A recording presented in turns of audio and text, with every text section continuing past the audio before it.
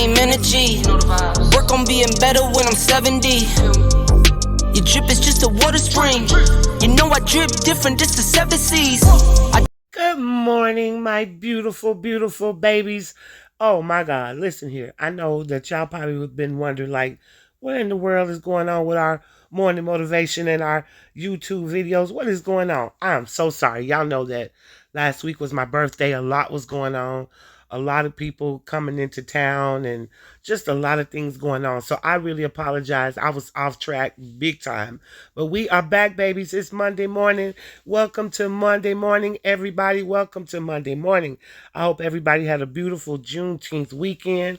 Shout out to all my black, beautiful African Americans. Happy Juneteenth weekend to you. Again, I know if you guys were with me on my birthday, I went live. I want to say thank you again to everybody for all of the money, the gifts that were sent to me for my birthday. Shout out to all of y'all. Y'all just poured yourselves out and really showed me a beautiful birthday, and I really appreciate y'all for that. So thank you, thank you, thank you. I don't need to call out your names. You absolutely know who you are, and I just want to, again, just acknowledge you and say thank you. All right, y'all. So, a lot is going on right now. So many topics, so many things that we could talk about. But, today I wanted to talk about something that I think we all probably need to address at some point in our lives. And that is making a head over heart decisions. Okay, head over heart decisions. When to use the head and when to use the heart. What a topic. Man, this one could go on for hours and hours and build champagne towers, okay? Oh man, I miss y'all so much on these tapes. And I did promise you guys to start going live more. And I am going to start doing that as of this week. We will start to go live for some of these morning Motivate My Morning shows. How about that? We're going to start going live for some of them. It's not going to be at 6 o'clock a.m. I can tell y'all that. Nobody wants me to be on film at 6 o'clock a.m., okay? Because at that time, I ain't had no coffee. Baby, there's a whole bunch of reasons why y'all don't want me on film at 6 a.m., okay? So we will talk about that later. But anyway, long story short, I wanted to come on this morning, you guys, and talk about making head over heart decisions. When to use our head and when to use our heart. These become very difficult decisions in our lives, and we're often faced with them, and we don't know what to do. Um, it becomes times in our lives where even when we love something or someone, we have to make difficult decisions. Using our head or using our heart, which one is it? So let's talk about that for a few seconds. And we're going to use examples because examples help us to understand and identify where these situations could be present in our own lives. So this morning, let's use a relationship as an example. Let's take a good one and let's take a bad one. But let's start off with a toxic relationship. Let's say that you have a toxic relationship in your life and you may love this person. You may have feelings for this person, or you may have some sort of obligation to this person. You may feel sorry for this person. You may feel that you owe this person money, or you have a contract with this person, or you have ties with this person. Who knows why you are choosing to stay in a toxic environment? But this is where we're going to talk about head over heart decisions. When we are in toxic environments, guys, there is absolutely, and I'm going to repeat this, absolutely no excuse whatsoever to remain. We can leave it right there. There is never a time to remain in a toxic environment, ever. There is no excuse. We can make them all we want to, and we do.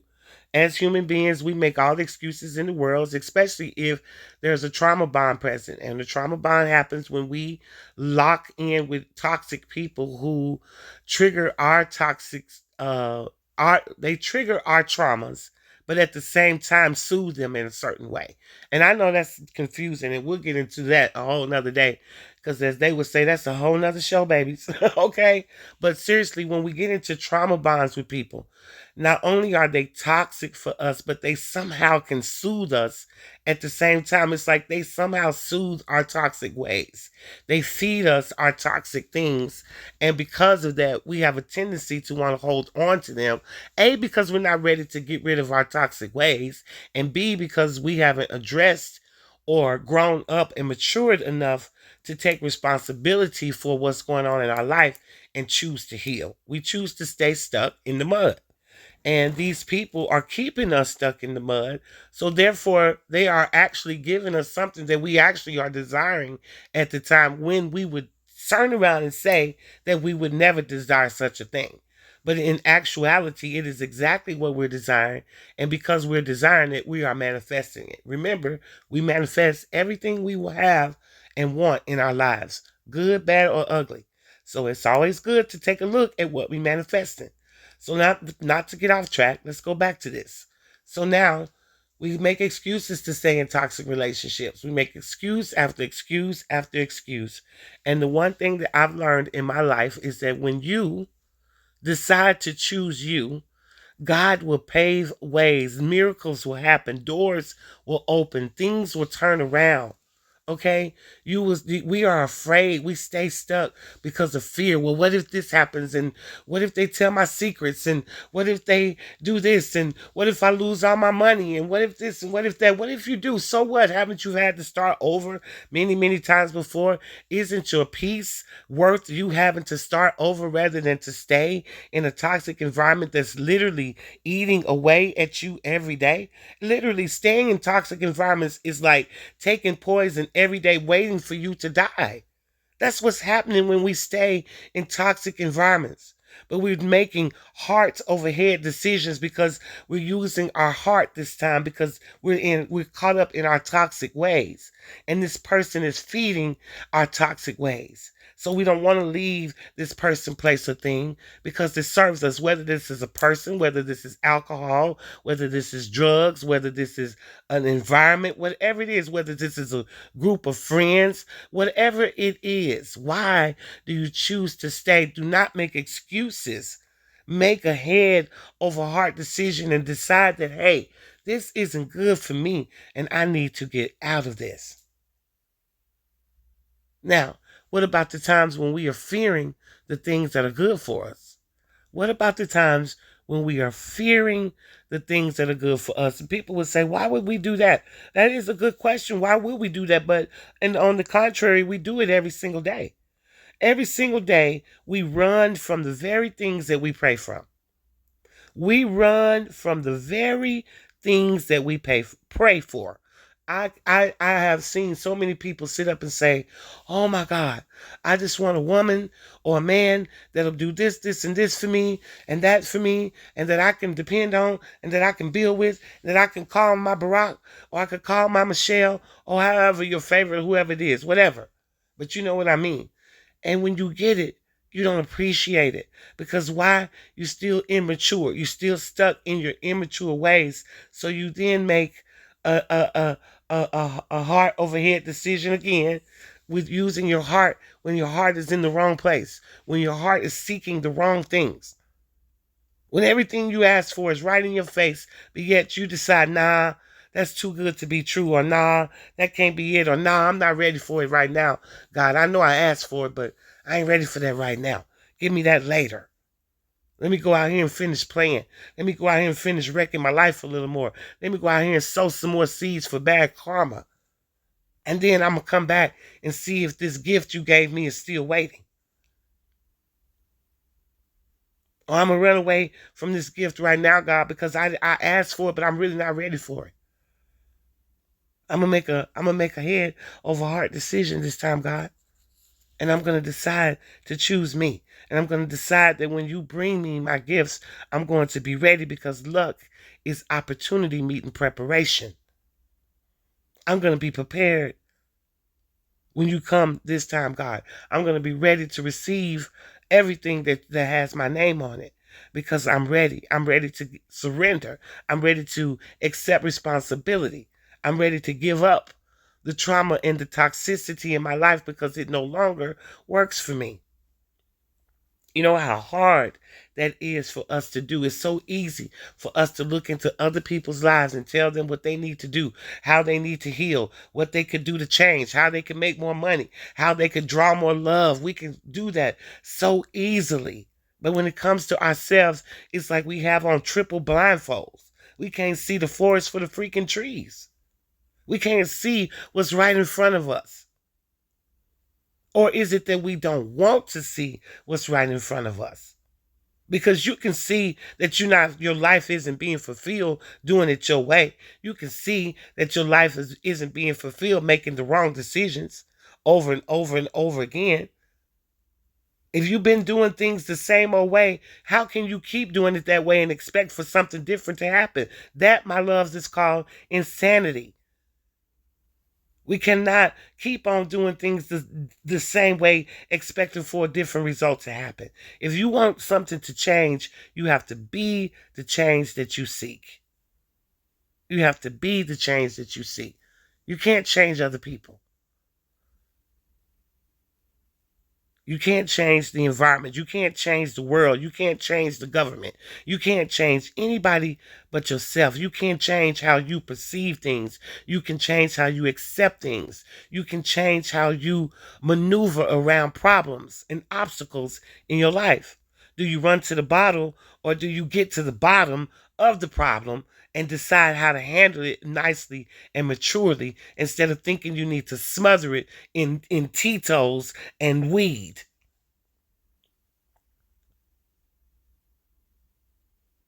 We have to learn what's really going on. We have to accept where we're heading. Are we heading into a brick wall or are we heading up the path to success? We're going to always bump into bumpy roads. We're going to always run into obstacles. We're going to always be tested. Our commitment will always be tested. But the question is, will you pass the test? Will you pass the test? Are you committed to yourself enough to say, enough is enough? I'm going to stop and start making more conscious decisions in my life. I'm going to stop thinking that the same shit I've been dealing with for years and years and years is going to change when I haven't changed. Or the situation hasn't changed. I'm going to start being more realistic with myself. I'm going to start being more responsible with my life before I lose it. It is a precious thing. People don't get to live this long sometimes. People lose their lives. People lose their opportunities to be able to do the things that I get to do. I need to be more grateful for that. I need to be more thankful to God. I need to be more obedient to Him. And when He sends me blessings, I need to be thankful for these blessings and not get into my ego and into my pride and start doing things my way and screwing up and sending back the gifts that He sends me and staring the gift horse in the mouth, being choosy about the package that it was sent in.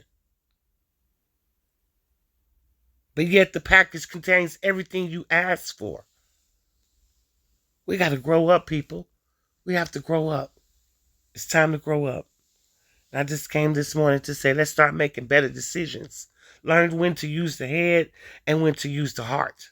Learn when to use the head and when to use the heart. We got to be more protective of our own feelings and stop putting that responsibility into other people's laps. We all want to run around talking about how somebody hurt us, how somebody bamboozled us, led us astray, did this to us, did that to us. But we didn't protect ourselves. We didn't pay attention to our intuition. We didn't pay attention to that gut feeling. You knew that you were supposed to go in a different direction, but you chose to open Pandora's box just to see what was in it because you was too curious to do the right thing. You had to go the wrong path, and now that you've gone the wrong path, you won't get off of it because you're bound and determined to prove that this path can work when it has shown you over and over again that it can't and it won't. But you are refusing to suck into your ego.